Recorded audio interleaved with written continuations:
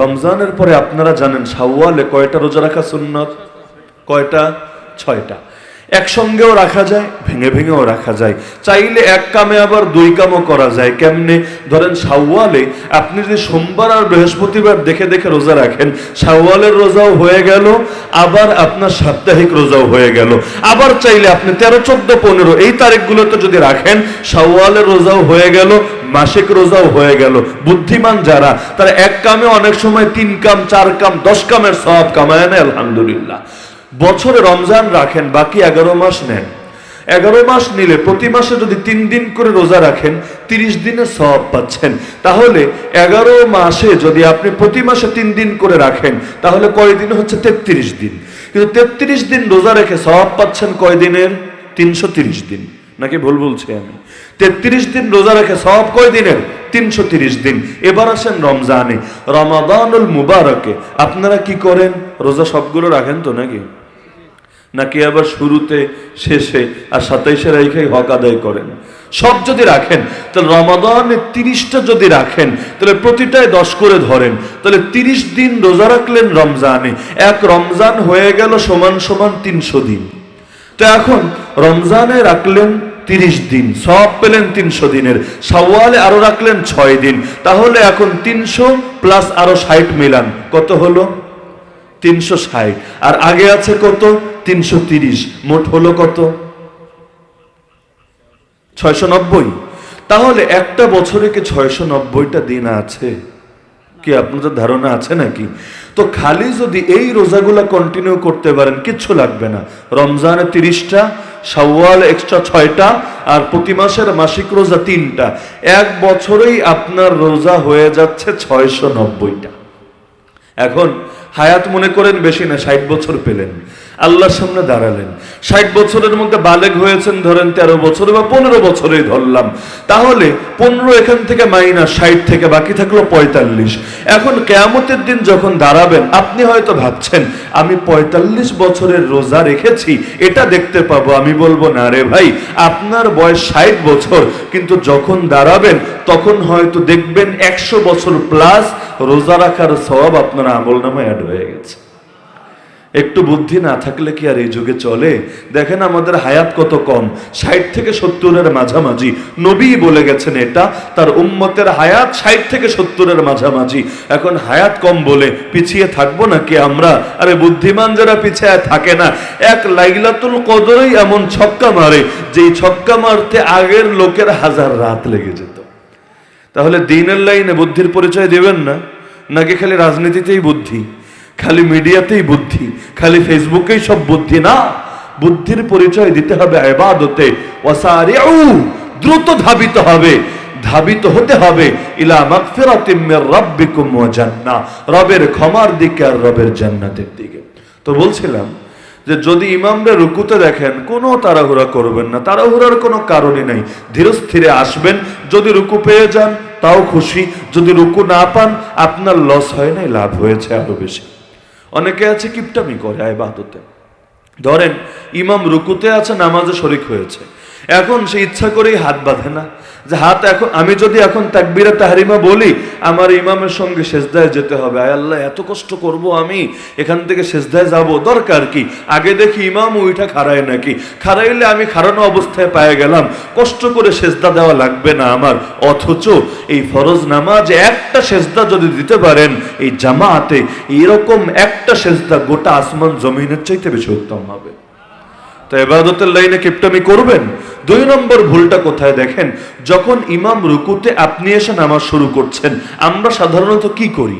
আমরা করি প্রথমে আল্লাহু আকবার বলে হাতটারে বাঁধি, নাকি বাঁধেন না আপনারা? ইমাম রুকুতে আপনি মাত্র শরীক হয়েছেন, আমরা আল্লাহু আকবার বলে আগে হাত বাঁধি, কেউ কেউ আবার সানাও পড়ে, পুরো সানাটা পড়ে, পড়ার পরে আবার আল্লাহু আকবার বলে রুকুতে যায়। এমনকি সানা পড়তে পড়তে কখনো রুকু হারায় ফেলে। আর কেউ কেউ তো আরো অ্যাডভান্স, হাত শুরু করার আগেই, তাকবীর বলার আগেই লম্বা নিয়ত করে, নাওয়াইতু আন উসাল্লি লিল্লাহি তাআলা 4 রাকাতিন মিন সালাতিজ যুহরি বা মিন সালাতিল আসরি ইত্যাদি ইত্যাদি বলে, বলতে বলতে দৌড়াদৌড়ি গেল তো গেল, এদিকে রুকুও শেষ হয়ে গেল। এই কাজগুলো হয় কিনা আমাদের দেশে? এখানে কয়টা ভুল দেখেন।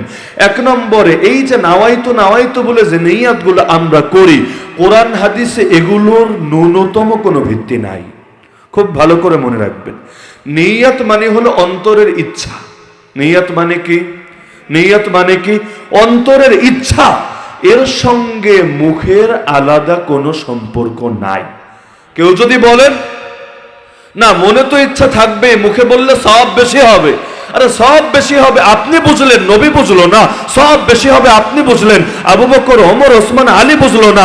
তাদের চাইতে বেশি বুঝে যারা, তারা কখনোই সঠিক পথের উপর থাকতে পারে না। এই যে আপনাদের বিবারে আসার পথে আজকে দেখলাম, এই এলাকায় আসার পথে আজানের আগে একটু এক্সট্রা বাক্য বলে, আসসালাতু ওয়াসসালামু আলাইকা ইয়া রাসূলুল্লাহ, নাকি বলে না? এদিকে বলে। কেন বলে? মহাব্বতেই তো বলে, দুশ্মনের কারণে তো আর বলে না। নবীর উপর দুরূদ পড়ে, নবীর শানে সালাম পড়ে। নবীর উপর দুরূদ পড়তে আমাদের কোনো আপত্তি আছে? নবীর শানে সালাম দিতে আমাদের কোনো সমস্যা আছে?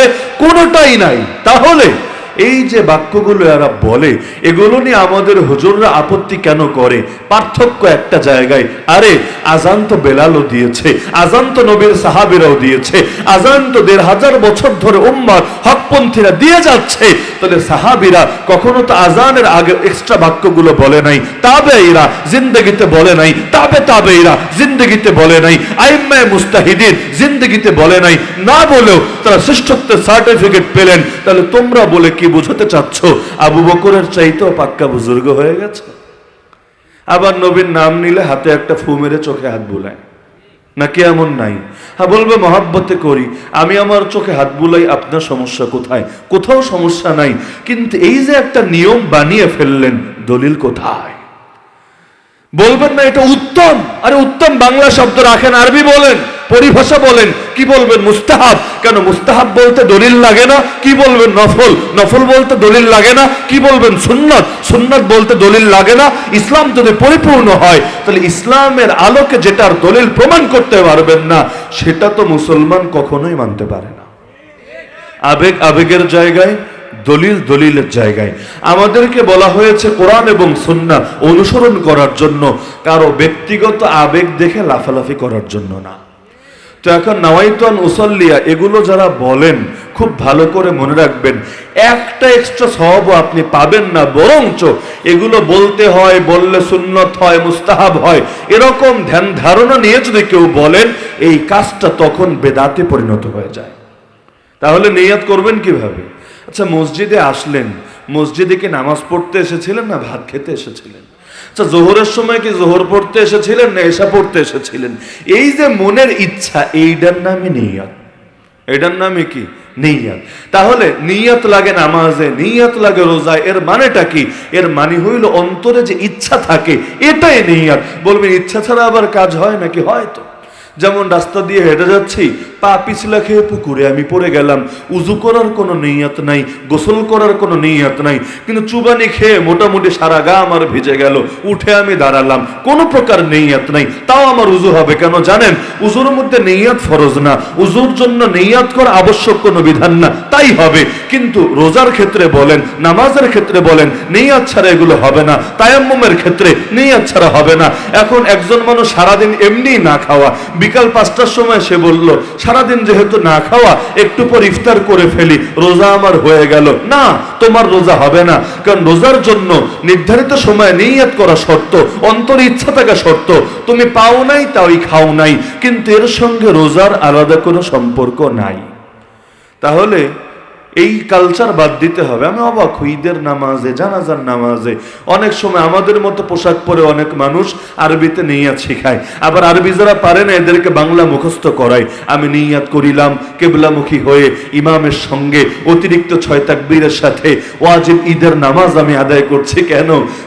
এইখানে ঈদগাহে যারা এসেছে, কেউ কি সিন্নি খেতে এসেছে, জিলাপি খেতে এসেছে, বাড়ি থেকে যে এসেছে, ঈদের নামাজ পড়ার অটো ইচ্ছা তার দিলের মধ্যে এমনি আছে। এখন মুখে আলাদা করে বললে ভেতরে ইচ্ছা জাগবে, না বললে ইচ্ছা থাকবে না। বিষয়টা কোশ্চিন কালেও এমন না। তাহলে নাওয়াইতু নাওয়াইতু এই যে দোয়াগুলো পড়তে পড়তে আপনারা হাতছাড়া করে ফেলেন রুকু, এটা কি উচিত না অনুচিত? আর এক দল আছে আরো বুজুর্গ, এরা জায়নামাজের একটা দোয়া আবিষ্কার করে ফেলেছে। কি জানেন না আপনারা? ইন্নী ওয়াজ্জাহতু, কেউ কষ্ট পাইলে পান গিয়া, আমার সমস্যা নেই। আল্লাহ এবং তার রাসূলের কথা বলতে গিয়ে যদি কেউ কষ্ট পায়, কোনো দায়বদ্ধতা আমাদের নেই, পান, কোনো ব্যাপার না। কিন্তু যেটা হক সেটা হক বলতে হবে, যেটা বাতিল সেটা বাতিল বলতে হবে, যেটা প্রমাণিত সেটাকে প্রমাণিত বলতে হবে, যেটা ভিত্তিহীন সেটাকে ভিত্তিহীনই বলতে হবে। জায়নামাজ বিছানোর দোয়া যদি কেউ বলতে চান, বিসমিল্লাহ বলবেন। যে কোনো ভালো কাজের আগে কি বলা সুন্নত? বিসমিল্লাহ। ঘরে ঢুকবেন, বিসমিল্লাহ। খাবার খাবেন, বিসমিল্লাহ। যত ধরনের কাজ হতে পারে, যত ধরনের ভালো কাজ, তার আগে আপনি বলবেন বিসমিল্লাহ, আল্লাহর নামে। যদি এর সঙ্গে আলাদা শব্দ যোগ করেন, করতে পারেন। যদি আলাদা শব্দ যোগ নাও করেন, তবুও সুন্নতের উপর আমল হয়ে যাবে। কিন্তু এই যে জায়নামাজের দোয়া আমরা আবিষ্কার করেছি, ইন্নী ওয়াজ্জাহতু ওয়াজহিয়া লিল্লাযী ফাতারাস সামাওয়াতি ওয়াল আরদা হানিফা ওয়া মা আনা মিনাল মুশরিকিন, আমরা ছোটবেলায় খুব ভালো করে মুখস্থ করেছিলাম। এই যে দোয়াটা আবিষ্কার করলাম, তো জায়নামাজ বিছালে এই দোয়া পড়তে হয়। কোন হাদিসে আছে, কোন সাহাবীর বর্ণনায় আছে, মাযহাবের কোন ইমামের ফতোয়ায় আছে, আপনি পেলেন কোত্থেকে? পড়ে না? সুবহানাদিল মুলকি ওয়াল মালাকুতি সুবহানাদিল ইজ্জতি ওয়াল আযমাতি ওয়াল হাইবাতি ওয়াল কুদরতি ওয়াল কিবরিয়া ওয়াল জাবারুত সুবহানাদিল মালিকিল হাইয়্যিল্লাযী লা ইয়ানামু ওয়া লা ইয়ামুত সুবহুন কুদ্দুসুন আবাদান আবাদা রব্বুল মালাইকাতি ওয়ার রূহ। সেই বাচ্চাকালে মুখস্থ করেছিলাম, শুনিয়েও দিলাম। এ কারণে কেউ আবার বললেন না হুজুর পারে না, এজন্য মনে হয় বিরোধিতা করে। পারি, ছোটবেলায় মুখস্থ করে নিয়েছি। কিন্তু দোয়ার অর্থ সুন্দর, দোয়ার অর্থ নিয়ে আমাদের আপত্তি নাই। কিন্তু এই জায়গায় এই দোয়াটা পড়তে হয়, পড়লে সওয়াব হয়, সুন্নত হয় বা মুস্তাহাব হয় বা নফল হয়। এটার দলিল আপনি পেলেন কোত্থেকে? এটার পক্ষে নবীর আমল দেখান, সাহাবীদের আমল দেখান, তাবেঈদের আমল দেখান, তাবেঈদের আমল দেখান। তো 4 রাকাত পর পর এই দোয়া পড়া কোত্থেকে আবিষ্কার করেছি? হ্যাঁ, 4 রাকাত পর পর যে কোনো ভালো জিনিস বলা যায়, সমস্যার কিছু নেই। দুরূদ শরীফ বলেন, এমনি দোয়া পড়েন, জিকির করেন, তেলাওয়াত করেন, যা মনে চায় তা করেন। তো জিকির করা প্রসঙ্গে এই বাক্য বললে এমনি বলেন, এতে আপত্তির কিছু নাই। কিন্তু এখানে এটা বলতে হয়, এই যে আলাদা একটা শিরোনাম দিয়ে বইয়ে চ্যাপ্টার বানিয়ে ফেলেছেন, এটা নিয়ে আমাদের আপত্তি। পার্থক্য বুঝতে পারছেন? তো এখন এই যে কাজগুলো, যেগুলো শরীয়তে দলিল পাওয়া যায় না, এগুলো নিজেদের থেকেও বানানো যায় না। তো নাওয়াইতু বলতে গিয়া, ইন্নী ওয়াজ্জাহতু বলতে গিয়া রুকু হাতছাড়া করা বোকামি। 2 নম্বর বোকামি হলো এই যে তাকবীর বলে যে আপনারা হাত বাঁধেন, এরপর কেউ কেউ সানাও পড়েন। এটা আল কাউসারের প্রচলিত ভুলের মধ্যেও দেখবেন এই নিয়ে মার্কাজুদ দাওয়ার পক্ষ থেকেও লেখালেখি করা হয়েছে। এটাও ফতোয়া দৃষ্টিতে ভুল। নামাজ শুরু করেছেন মানে ইমামের ইক্তেদা করছেন। ইক্তেদা মানে অনুসরণ, অনুসরণ মানে ইমাম যা করবে আপনিও তা করবেন। তো ইমাম যদি কেরাত পড়া অবস্থায় থাকেন, সূরা ফাতিহাই পড়ুক, অন্য সূরাই পড়ুক, আপনিও তখন হাত বাঁধবেন। কেন? ইমাম হাত বাঁধা অবস্থায় আছে, আপনিও তখন হাত বাঁধছেন, ইমামের অনুসরণ হয়ে গেল। কিন্তু ইমাম যখন রুকুতে গিয়েও কি হাতটা এমনি করে বেঁধে রেখেছে? বলেন না, বেঁধে রেখেছে। তাহলে আপনি এভাবে বাঁধছেন কিসের জন্য? এখানে সানা পড়ছেন কিসের জন্য? মাসালা হলো এটাই, ফতোয়া এটাই। লোক সমাজে অধিকাংশ লোক এই ভুলটা করে। আমাদের অনেক মাদ্রাসার ছেলে পেলেও মাঝে মধ্যে এই ভুলটা করে।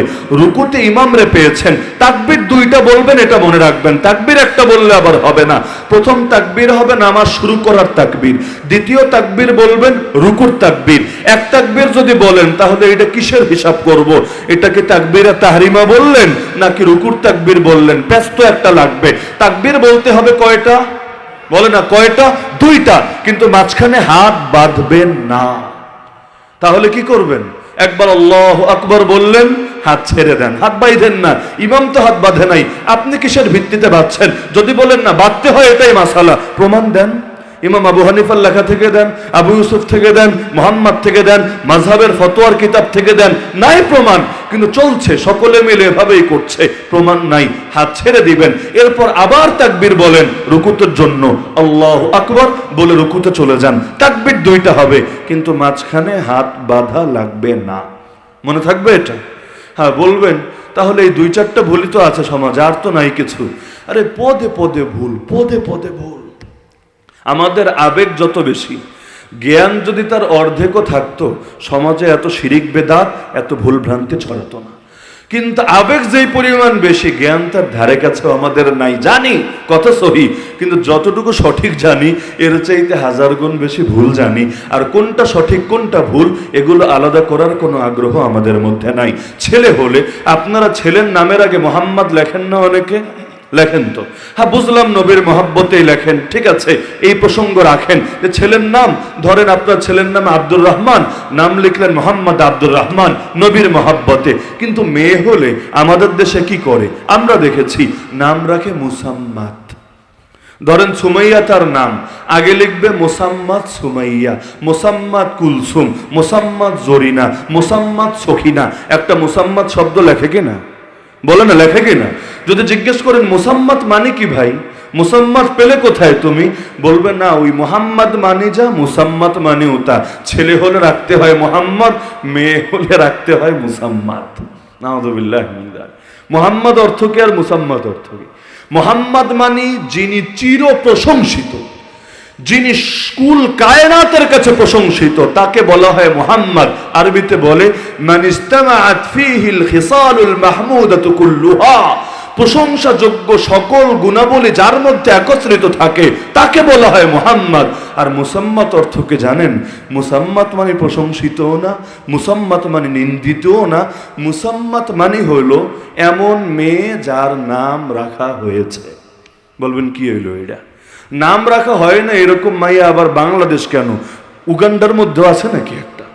নাম নাই আবার কে? নাম না থাকলে ডাকবেন কেমনে? তখন তো বলতে হবে এই এই এই, পরের শব্দ আর খুঁজে পাবেন না, কারণ নাম তো তার নাই। নাম নাই লোক আছে আমাদের দেশে? বলেন না আছে?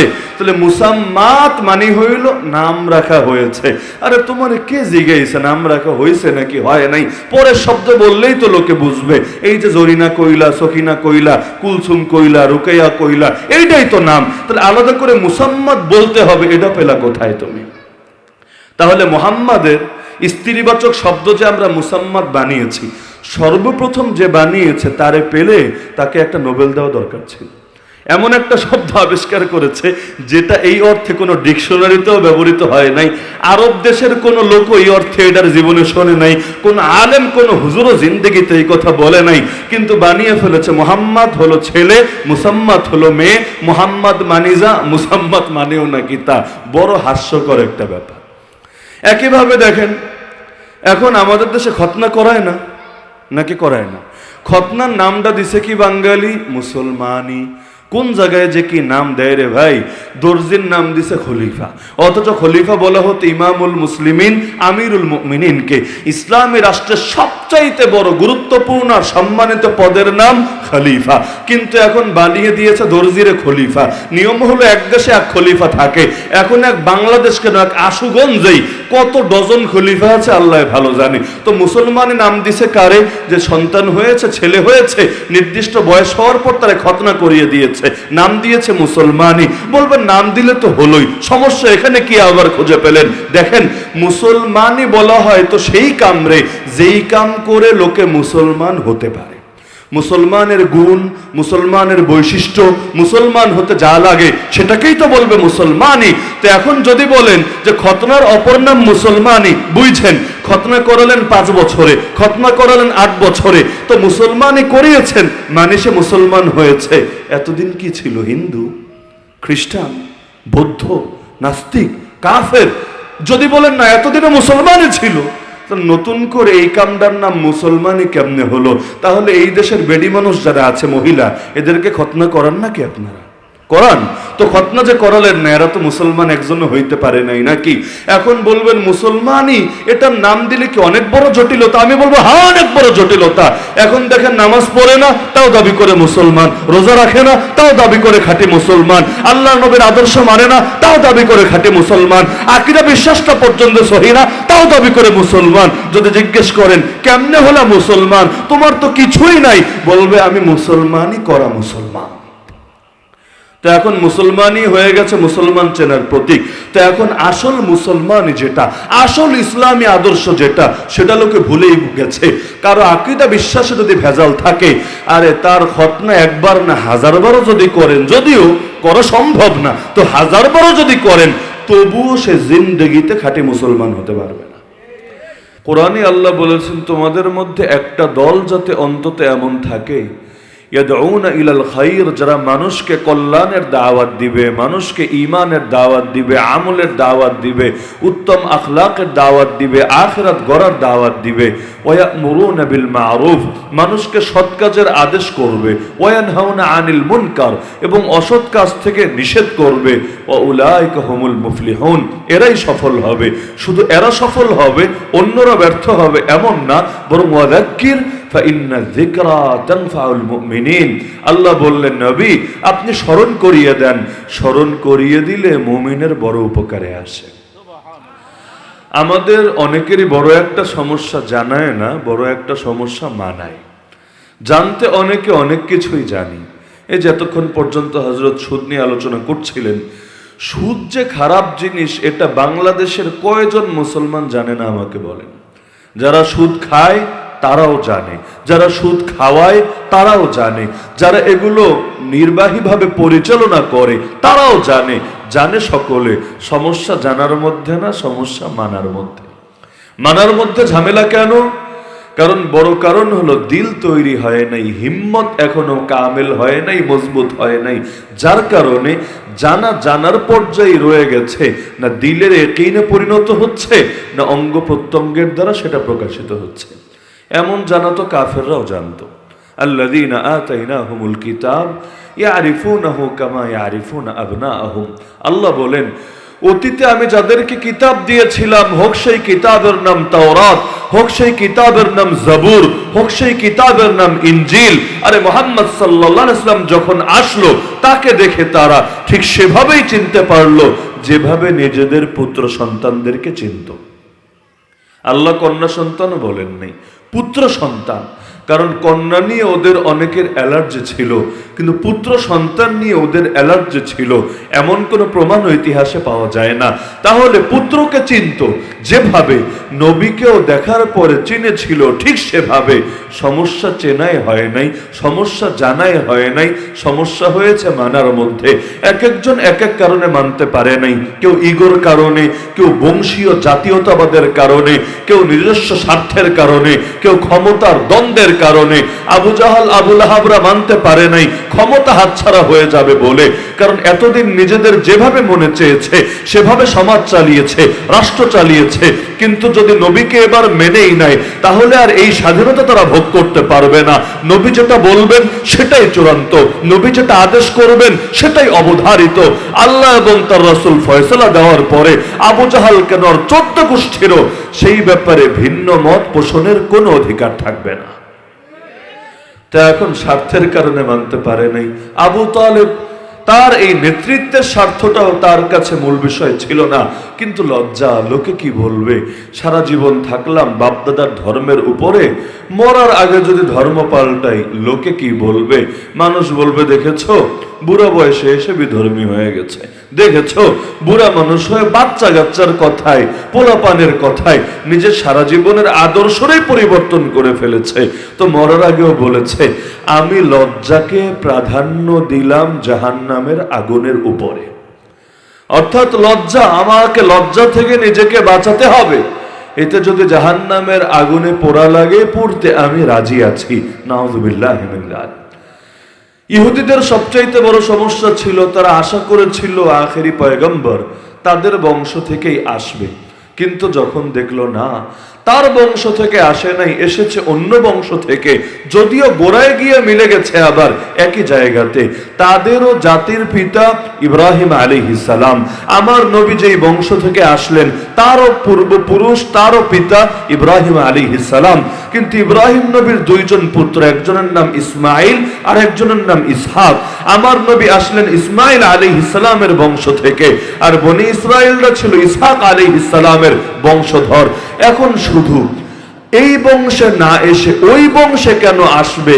ইসহাক নবীর বংশ না চমকে ইসমাইল নবীর বংশ কেন চমকাবে? এই বিদ্বেষের কারণে পারে নাই নবীরে মানতে। অথচ এতকাল অপেক্ষা করত, দিন গুনত, মানুষকে বলে বেড়াতো ইস্তাফতিহুনা আলাল্লাযিনা কাফারু। কাফেরদের সঙ্গে যুদ্ধ হলে পর্যন্ত বলতো আরে আমাদের মধ্যে আখেরি পয়গম্বর আসবে, আসার পর তাকে নিয়ে যখন যুদ্ধের ময়দানে নামবো, তোদের কেউ আর পারবি না আমাদেরকে হারাতে, আমাদেরকে দমাতে। তো যার জন্য এত অপেক্ষা, যখন চলে আসলো সামনে আর পারলো না তারে মানতে। এই যুগে দেখেন না, বিভিন্ন মাহফিলে ধরেন হুজুরের জন্য অনেক অপেক্ষায়, অমুক হুজুর আসবেন, তিনি প্রধান অতিথি, তিনি বিশেষ অতিথি, তিনি আসবেন, বয়ান করবেন, হাজার হাজার লাখ লাখ টাকা খরচ হচ্ছে, বিশাল প্যান্ডেল হচ্ছে, লক্ষ লক্ষ মানুষ জমায়েত হচ্ছে, সবার জন্য তবারকেরও ব্যবস্থা করা হচ্ছে। লেকিন তিনি আসলেন, আসার পরে এমন কিছু বললেন যেটা তার স্বার্থে আঘাত করলো, তার ভণ্ডামির মুখোশরে খুলে দিল। এখন দেখা যায় এত আয়োজন, এত প্রস্তুতি, এত বড় ব্যক্তির ব্যক্তিত্ব সব ভুলে গেল, উল্টো তার ক্ষতি করার জন্য উল্টো নেমে পড়ল। হয় না অনেক সময় এমন? তো স্বার্থের দ্বন্দ্ব বড় কঠিন দ্বন্দ্ব। তো এখন ওয়াযাক্কির ফাইন্না যিকরা তানফাউল মুমিনিন, এই আয়াত আমাদেরকে এটাই জানাচ্ছে, বারবার বারবার বারবার যদি কোনো বিষয়ের আলোচনা হয় মুমিনদের বড় ফায়দা হয়। কারণ মূলনীতি হলো ইযা তাকাররারা তাকাররারা, যখন কোনো কিছু বারবার হবে সেটা বসে যাবে, মজবুত হয়ে যাবে। এ কারণে এ ধরনের ইসলাহি আয়োজন এটা প্রতিটা এলাকায় নিয়মতান্ত্রিকভাবে হওয়া দরকার। মোবাইলের চার্জ যেমন মাঝে মধ্যে দেওয়া লাগে, কারণ চার্জ না দিলে এক পর্যায়ে ব্যাটারি বসে যাবে। এটা যত দামি ফোন হোক, এটা থেকে উপকৃত হওয়া যাবে না। একইভাবে ইমানের চার্জের জন্য এ ধরনের মজমা আয়োজন মাঝে মধ্যেই করা উচিত। এতে কি হবে জানেন? এই যে মাগরিব থেকে এসে ধরেন আজকের যে অনুষ্ঠানটা হচ্ছে, এই পুরো টাইম যদি আপনি নফল নামাজ আদায় করতেন, অনেক সওয়াব হতো কি না? সন্দেহ তো আর কারো থাকার কথা না, অনেক সওয়াব হতো। কিন্তু এর চাইতে বেশি সওয়াব হবে যদি এই টাইমটা আপনারা এই কোরআনের মজলিসে, ইলমের মজলিসে, ঈমানের মজলিসে ব্যয় করেন। এখান থেকে ইলম, আমল, আখলাকের কিছু পাথেয় উত্তম লক্ষ্য সংগ্রহ করেন। কারণ আল্লাহর রাসূল বলেছেন, তাদারুসুল ইলমি সাআতাম মিনাল লাইল খায়রুম মিন ইহয়াইহা, রাতের কিছু সময়, সামান্য সময় ইলম শেখা এবং শেখানো সারা রাত জেগে জেগে ইবাদত করার চাইতেও বেশি উত্তম। কারণ ইলমে যদি ভুল হয়, আমলে ভুল হবেই। আমাদের দেশে বেদাতীরা গোমরা কিসের জন্য? কারণ আকীদায় গোমরাহি ঢুকেছে, ইলমের মধ্যে গোমরাহি ঢুকেছে, এখন আমলের মধ্যেও এর প্রতিফল লক্ষ্য করা যাচ্ছে। এই যে উম্মত ৭৩ ভাগ হয়ে ৭২ ভাগ জাহান্নামী, কিসের জন্য? এ কারণে না যে তাদের কারো আমল কম, কিছু ফরজ ছুটে গেছে, ইত্যাদি ইত্যাদি কারণে এই ভাগাভাগিগুলো না। এই ভাগাভাগি আর দলাদলির মূল কারণই হলো এদের ইলমের মধ্যে ভেজাল ঢুকেছে। ইলমে ভেজাল ঢোকার কারণে আমল আলাদা আলাদা হয়েছে, আলাদা আলাদা হওয়ার কারণে দল আর একটা না থেকে দল ৭৩টা হয়ে গিয়েছে। এ কারণে ইলমের জটিলতা বড় কঠিন জটিলতা। আমি একটা ছোট্ট উদাহরণ দিই, যেটা আপনারা সকলেই হয়তো ফেস করেন। আজকে যতক্ষণে আলোচনা হয়, শুধু মৌলিক কিছু ইলমি বিষয়ে শুধু সামান্য আলোকপাত করব, এরপরে ইনশাআল্লাহ এশার আজান হবে, আলোচনার ইতি টানবো। এই বিষয়টা সকলেই আপনারা ফেস করার কথা। মনে করেন মসজিদে জামাত শুরু হয়েছে, আপনি তাকবীর উলার সময় মসজিদে ঢুকতে পারেননি, উযু করতে গিয়ে পিছিয়ে গিয়েছেন, অথবা বাসা থেকে আসতে একটু দেরি হয়েছে। যখন মসজিদে ঢুকলেন, আপনি দেখলেন ইমাম সাহেব রুকুতে চলে গেছে। এমন হয়তো আপনাদের জীবনে নাকি না কারো জিন্দেগিতে হয় না? তো ইমাম সাহেব যখন রুকুতে, আপনি ঢুকলেন মসজিদে, এবার আপনার করণীয় কি? কিভাবে ইমামের সঙ্গে আপনি শরীক হবেন? আপনি এই মাসালা তো জানেন যে ইমামের সঙ্গে রুকু পাওয়া মানে পুরো রাকাতি পেয়ে যাওয়া, রুকু মিস করা মানে পুরো রাকাতি মিস করে ফেলা। তো এখন রুকুতে যদি আমরা ইমামরে দেখি, এক নম্বরে ভুলটা শুরু হয় কোত্থেকে? তখন দুনিয়ার সব কিছু ভুলে জোরে একটা দৌড় মারি, করি না আমরা? একেবারে জুতা টুতা কোনটা কোন দিকে গেল, এতদিকেও তাকানোর কোনো খবর নাই।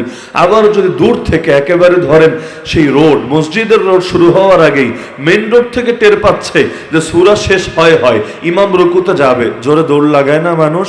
লাগায়। কিসের জন্য? যে রুকু পেলে তার জগৎটা ধন্য হয়ে যাবে, তার জিন্দেগিটাই কামিয়াব হয়ে যাবে। আসলে মূল বিষয় এটা না। মূল বিষয় হলো পরে যে এক রাকাত আলাদা করে পড়তে হবে, বড় কষ্ট লাগে তার কাছে। এজন্য যদি কোনো রকম রকম রুকুটা পেয়ে যায়, এক রাকাত পড়ার বিশাল কষ্ট থেকে সে বেঁচে যাবে। এখন এক নম্বরে সুন্নতের খেলাফ শুরু হচ্ছে দৌড় দেওয়ার মধ্য থেকে। নামাজের ক্ষেত্রে মূলনীতি হলো নামাজ পড়তে হয় ধীরস্থির ভাবে, খুশুর সঙ্গে। যত বেশি ধীরস্থিরতা থাকবে নামাজে, সেই নামাজ আল্লাহর কাছে তত বেশি দামি হবে। আমারে বলেন, দৌড় দিয়া গিয়া যখন রুকুতে আপনি শরীক হলেন, রুকু তো পায়া গেলেন, কিন্তু হাঁপাতে হাঁপাতে হাঁপাতে খুশু কি আর ঠিক থাকবে? আবার যদি টাইম মতো কারেন্টটাও চলে যায়, বাংলাদেশের কারেন্ট বলে কথা, লোডশেডিং যদি ওই টাইমেই হয়, আপনার গা থেকে তো এখন ঘামও ঝরতে থাকবে, খুশুর তো 12টা তখন এমনিই বেজে যাবে। তো এ কারণে কখনোই ইমামরা যদি রুকুতে দেখেন, থাক রুকুতে, রুকু মিস হলে হোক, পরবর্তীতে আপনি প্রয়োজনে এক রাকাত পড়েন, লসের কি আছে?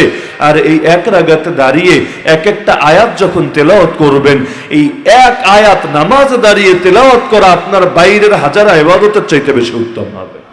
লসের কিছু নাই, কিন্তু এভাবে জলদি জলদি করতে গিয়ে, তাড়াহুড়া করতে গিয়ে, দৌড়াদৌড়ি করতে গিয়ে নামাজের খুশুকে যদি বরবাদ করে ফেলেন, এটা নামাজের শানে বড় ধরনের অবহেলা হবে।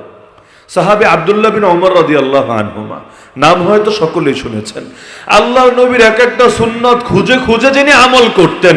আরে যেগুলো শরীয়তের সুন্নত সেগুলো তো আছেই, ব্যক্তিগতভাবেও নবী যা করেছেন। যেমন একবার আব্দুল্লাহ বিন ওমর রাদিয়াল্লাহু আনহুমা যাচ্ছিলেন, হঠাৎ করে, তার কোনো পেশাবের চাপ দেয় নাই, কিছুই হয় নাই, হঠাৎ করে বাহন থেকে নেমে এক কোণায় গিয়ে তিনি বসলেন, যেন তিনি পেশাব করছেন, বাস্তবে কিছুই করলেন না।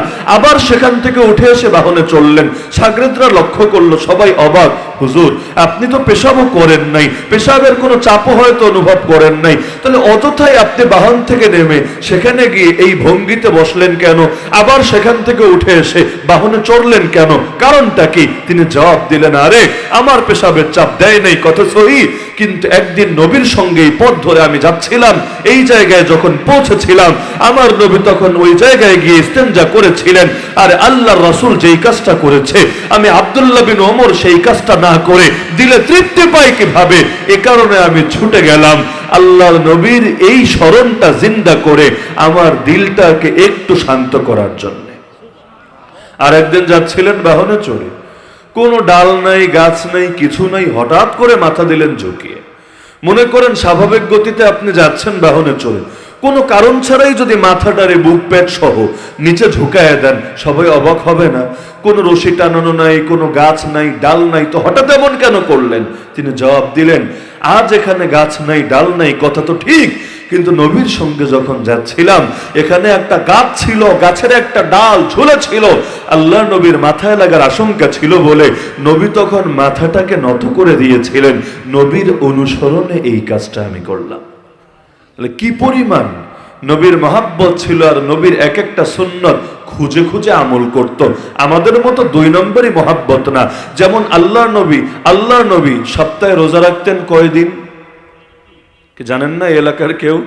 সপ্তাহে কয়দিন রোজা রাখতেন? 2 দিন। কিবার? সোমবার আর বৃহস্পতিবার। সাপ্তাহিক সুন্নত রোজা সোমবার আর বৃহস্পতিবার। মাসিক সুন্নতি রোজা কয়টা? 3টা। কোন কোন দিন? 13, 14, 15। এটা ইংলিশ হিসাবে না, জানুয়ারি ফেব্রুয়ারি 13, 14, 15 না, আরবি হিজরি। মুহররম, সফর, রবিউল আউয়াল, রবিউল সানি ইত্যাদি মাসগুলোর 13, 14, 15।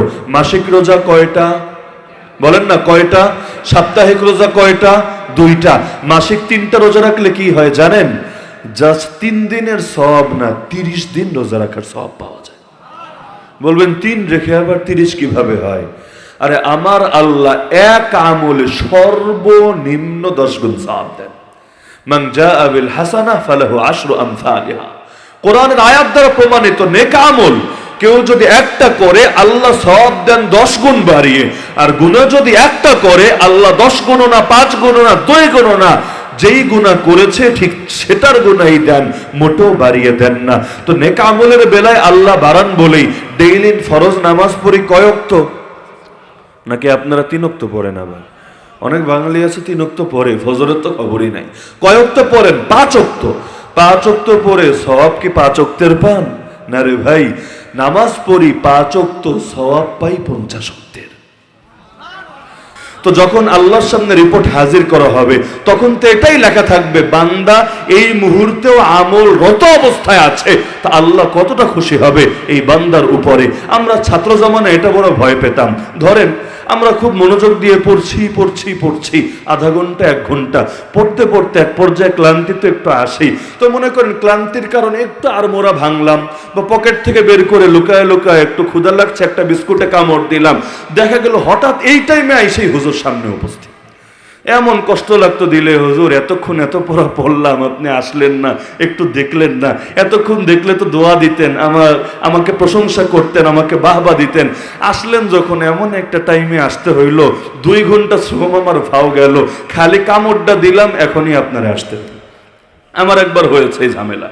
বিস্কুটটা দিয়েছি অর্ধেক মুখে অর্ধেক এখনো হাতে, এমন অবস্থায় সামনে এসে উপস্থিত। এখন কি ঢুকামু না বের করমু এটা পর্যন্ত টের পাচ্ছিলাম না। আর আমাদের ইফতার সময় মূলনীতি ছিল, একবার যদি উস্তাদ এসে দেখে যে আপনি পড়ায় না, আপনি গাফলতিতে আছেন, অন্য কোনো মনোযোগে আপনি ব্যস্ত আছেন, হাজিরা খাতাটা নিয়ে একটা গাইন লিখতো। এই গাইন মানি গাইরে হাজির, অনুপস্থিত না। এই গাইন মানি হলো গাফেল, উদাসীন। এরকম 3টা গাইন যদি পড়তো, মানে 3বার এসে যদি দেখতো আমি অমনোযোগী বা অন্য কাজে ব্যস্ত, তাহলে অফিসে ডেকে নিয়ে সেই রকম পানিশমেন্ট দেওয়া হতো। তো বড় ভয়ে থাকতাম, কখন জানি আইসা একটু সময়ের জন্য অমনোযোগী হব, তখনই দেখে ফেলবে। পুরো টাইম মনোযোগ দিয়ে পড়ছেন, একটু ঝিমুনি আসলো, খালি গিয়ারটা দেওয়া শুরু করলেন এক পাশে। এমন সময় এসেই দেখলো, কি রে তুই এখন ঘুমাচ্ছিস, পড়ার টাইমে রাগ করে বসছেন। তো এখন দুনিয়ার কে না চায় যে আমার উস্তাদ, আমার গুরুজন, আমার বড়রা আমাকে এমন অবস্থায় দেখুক যখন আমি ভালো কাজ করছি, যেই কাজে তিনি খুশি সেই কাজ করছি।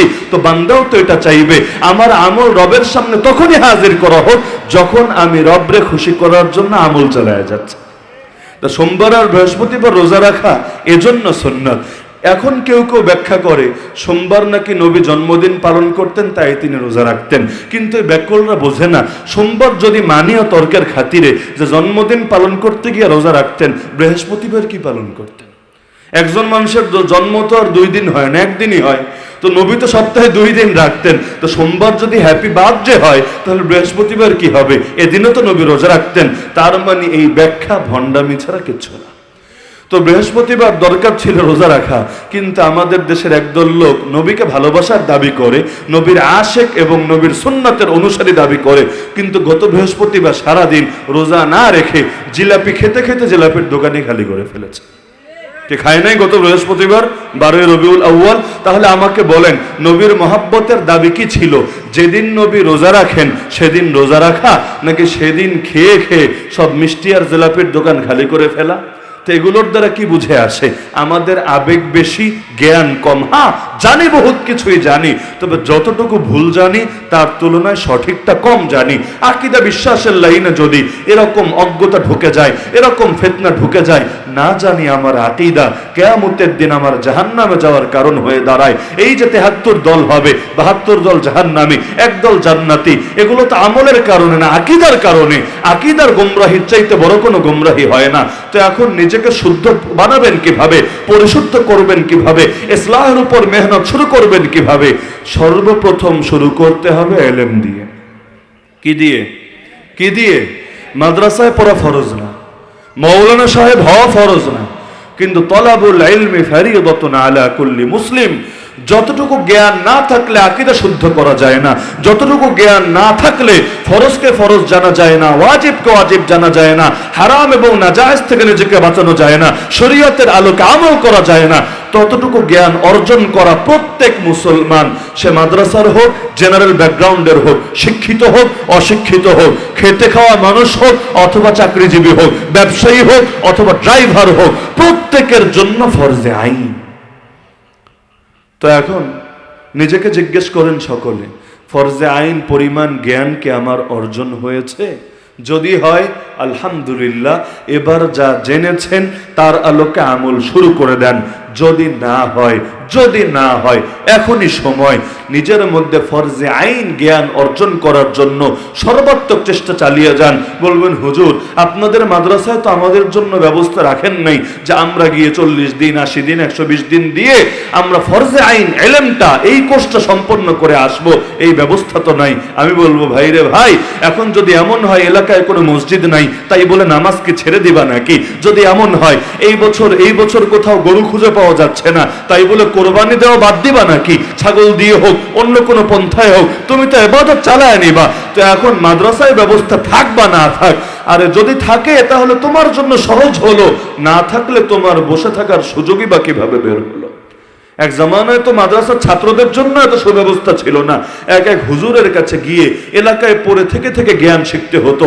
তাও আবার এক হুজুর তো দুনিয়ার সব জানে না, যে যা জানতো তার কাছে গিয়ে তা শিখতে হতো। কেউ ভাষা জানে, কেউ কেরাত জানে, কেউ তাফসির জানে, কেউ আকীদা জানে। এক একজনের কাছে গিয়ে পড়ে থাকতো। কেমনে পড়ে থাকবে? প্রত্যেকের বাসায় কি মেহমান রাখার মতো এত জায়গা আছে নাকি? আরে কেউ মসজিদে থাকতো, কেউ জায়গিরে থাকতো, সেখানে কাম করে অর্থ উপার্জন করে নিজের পেট চালাতো, আবার অল্প কিছু পয়সা বাঁচিয়ে কিতাব কিনতো, তা দিয়ে উস্তাদের কাছে থেকে এভাবে ইলম শিখত। মাদ্রাসা শিক্ষা চালু হয়েছে এই প্রচলিত পন্থায়, এই একাডেমিক সিস্টেমে কয়েক বছরই আর হয়েছে, কয় শতাব্দী আর হয়েছে। এর আগে তো মানুষ কষ্ট করে এভাবে ইলম শিখেছে। তাই বলে সেই যুগে আলেম কম ছিল এমন না, বরং তো সেই যুগে যেই পরিমাণ আলেম আর ইমাম ছিল এই পরিমাণ এই যুগেও নাই। তো এখন আপনারা কি হাল ছেড়ে দিবেন না মেহনত চালায়া যাবেন? বলেন না। আমি বড় অবাক হই, যেমন দাওয়াত তাবলীগেও এই বাস্তবতাটা কিন্তু বারবার আলোচনায় আনে যে ইলম দুই প্রকার, ফাজাইলে ইলম, মাসাইলে ইলম। ফাজাইলে ইলম মানে কি? ইলমের ফজিলত সংক্রান্ত ইলম। নামাজ পড়লে কি ফায়দা, রোজা রাখলে কি সওয়াব, আরে হজ করলে কি হবে, যাকাত দিলে কি হবে, দাড়ি রাখলে কি হবে। তো এই যে ফজিলতের জ্ঞান জানলে কি হয়, আমল করার আগ্রহ আসে, কিন্তু আমল করবেন কি দিয়ে সেটাকে মাসাইলে ইলম বলে। নামাজ কেমনে পড়বেন, রোজা কেমনে রাখবেন, হজ কেমনে করবেন, কোন কাজ করলে নামাজ শেষ, কোন কাজ করলে রোজা শেষ হওয়ার পরে কাজাও লাগে, কাফফারা লাগে, কোন কাজ করলে কাফফারা না শুধু কাজা লাগে, এগুলোকে বলে মাসাইলে ইলম। তো ফাজাইলে ইলম আলোচনা হয় কোথায় জানেন? মসজিদেও হয়, মাহফিলেও হয়। ইউটিউবে ঢোকেন আর ফেসবুকে বিভিন্ন জনের লেকচার দেখেন, অধিকাংশ আলোচনাই পাবেন ফাজাইলে ইলম নিয়ে। আপনার দিল তৈরি করবে, আপনাকে আগ্রহ যোগাবে, আপনাকে উৎসাহিত করবে, আপনার মনোবল বৃদ্ধি করবে। কিন্তু কোনটা কিভাবে করবেন ডিটেইল ভাবে কিন্তু এই পাবলিক প্ল্যাটফর্মে সাধারণত বলা হয় না। এগুলোর জন্য কিন্তু আলাদা করে মেহনত করতে হয়। সে আলাদা মেহনতকে জানেন? আলেম ওলামার কাছে যেতে হয়, হাঁটু গেড়ে বসতে হয়, তাদের থেকে একটু সময় নিয়ে তাদেরকে খুশি করে তাদের থেকে ইলম শিখতে হয়। কিন্তু যারা অহংকারী তারা এটা পারে না। এ কারণে দেখবেন কেউ এমন আছে বছরের পর বছর চিল্লা দিচ্ছে, প্রতি বছর নেশাব পূরণ করছে, কিন্তু আলেম ওলামার কাছে এসে ফরজে আইন ইলমটাও শিখছে না। যার কারণে আকীদা বিশ্বাসে অনেক ভেজাল রয়ে গেছে, আমলের মধ্যে অনেক ত্রুটি রয়ে গেছে। এই যে ইসলাহি মাহফিলগুলোর কথাও ধরেন, এখানে আমরা ফাজাইল ইলমের উপরই ফোকাস দেই যাতে করে দিলটা তৈরি হয়, আমলের আগ্রহ পয়দা হয়। কিন্তু কোনটা কেমনে করবেন বলা এভাবে পাবলিক প্ল্যাটফর্মে সম্ভব না। এজন্য আপনাদেরকে আলেম ওলামার কাছে যেতে হবে। সাহাবীরা নবীর কাছে যান নাই, তাবেঈরা সাহাবীদের কাছে যান নাই, তাবেঈরা তাবেঈদের কাছে যান নাই। আরে দুনিয়ার জন্য গেলে তো এগোতে লাগে না। ডাক্তারের কাছে গিয়ে সিরিয়াল দেন, তখন কি মান সম্মানে লাগে? ইঞ্জিনিয়ারের কাছে গিয়ে বসে থাকেন, তখন কি ইজ্জতে লাগে? Chairman, member, commissioner, councillor, MP, মন্ত্রীর দুয়ারে গিয়ে সিরিয়াল দেন, 10 দিন 20 দিন চেষ্টা করে 5 মিনিটের জন্য সাক্ষাৎ পান, তখন তো এগোতে লাগে না। আর আলেম ওলামার কাছে 2 দিন আসলে একটু যদি বেশি করে টাইম না পাওয়া যায় তখন মনে হয় যে আর জিন্দগিতে যাওয়াই যাবে না। এটাকে অহংকার বলে। এ কারণে আল্লাহর ওয়াস্তে আমি মৌলিক আহ্বানটা আজকে রেখে যাব। শুধু আগেই বলেছি যে আজকে মূল একটা বার্তা দিয়ে যাব। সেটা হলো আমাদের সবাইকে আল্লাহর নবী থাকলে তো নবীর সঙ্গে ডাইরেক্ট সম্পর্ক করা লাগতো। নবী যেহেতু নাই, নবীর ওয়ারিসদের সঙ্গে মজবুত সম্পর্ক করা লাগবে। এই সম্পর্ক খালি দোয়া নেওয়ার সম্পর্ক না, এই সম্পর্ক খালি খেদমত করার সম্পর্ক না, এই সম্পর্ক হবে ইলমে ফায়দা নেওয়ার সম্পর্ক। বাকি সব বিষয় তো আছেই, কিন্তু তাদের থেকে ইলম শিখতে হবে। যদি এমন হয় আমার খেদমত করলেন 10 বছর কিন্তু আমার থেকে মৌলিক ইলমটাই শিখলেন না, এখন আকীদায়ও ভেজাল, ফরজ আমলেও ভেজাল, বড় বিপদে ফেসে যেতে পারেন আপনি। তাই কারণে আল্লাহর ওয়াস্তে সবাই নিজেকে একটু ছোট করেন। দুনিয়ায় যেহেতু আমরা বিভিন্ন ক্ষেত্রে নিজের ফায়দার জন্য নিজের ছোট করি, তাহলে দুনিয়ার ফায়দার চাইতে আখিরাতের ফায়দা বেশি জরুরি না, বেশি গুরুত্বপূর্ণ না? তা আমরা প্রত্যেকে নিজেকে ছোট করব, ব্যক্তিগতভাবে প্রত্যেকে আলেম ওলামার সঙ্গে সম্পর্ক গড়ে তুলব, তাদের কাছে যাব, কোরআন সহি করব, আকীদা সহি করব, আমল শিখব, শুধু থিওরিটিক্যাল ভাবে না প্র্যাকটিক্যাল ভাবে শিখব, এবং সকল গুনাহ, কবিরা গুনাহ, সগীরা গুনাহ, হারাম, মাকরুহ, নাজায়েজ, বেদাত, শিরক সব শিখব। এগুলো থেকে নিজেও বাঁচবো, আমার বংশকেও বাঁচাবো, আমার সমাজকেও বাঁচাবো। ধীরে ধীরে আমরা একটা আলোকিত সাদেকপুর ইউনিয়ন তৈরি করব। পারবেন না ইনশাআল্লাহ? জ্ঞান হলো আলো, আলো আসবে, অন্ধকার এমনি পালিয়ে যাবে। আর যখন আলো থাকবে না, অন্ধকারকে ডেকে আনতে হবে না, অন্ধকার অটোমেটিক এসে রাজত্ব প্রতিষ্ঠা করে ফেলবে। এখন চলছে অন্ধকারের রাজত্ব, এই রাজত্বকে যদি মেটাতে চান জ্ঞানের বাতি জ্বালাতে হবেই হবে। পারবেন তো ইনশাআল্লাহ? হিম্মত আছে তো ইনশাআল্লাহ? বিনিময়ে কি হবে? দুটো অতি সংক্ষিপ্ত হাদিস বলে আলোচনার ইতি টানি।